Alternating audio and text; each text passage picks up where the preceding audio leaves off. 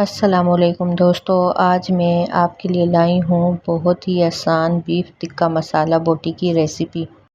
बहुत ही आसान, फ्लेवरफुल, ज़बरदस्त रेसिपी जिसे आप घर में भी आसानी से तैयार कर सकती हैं।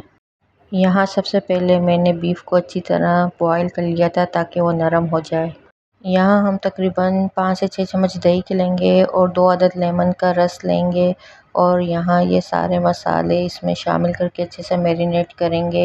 मसाले मैं डिस्क्रिप्शन में भी मेंशन कर लूँगी, आप देख सकते हैं।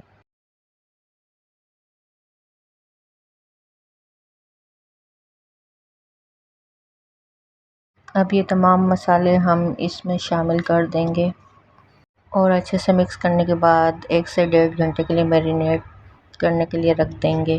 यहाँ हम एक पैन में 4 से 5 चम्मच कुकिंग ऑयल लेंगे और इसमें मैरिनेट किया हुआ बीफ शामिल कर देंगे और हल्की धीमी आंच पर इसे पकने देंगे। यहाँ टिक्का मसाला बोटी बनकर तैयार हो चुकी है। कोयले की धुनी देंगे और ढक्कन लगाकर 2 से 3 मिनट के लिए छोड़ देंगे ताकि उसमें कोयले की खुशबू अच्छे से आ जाए।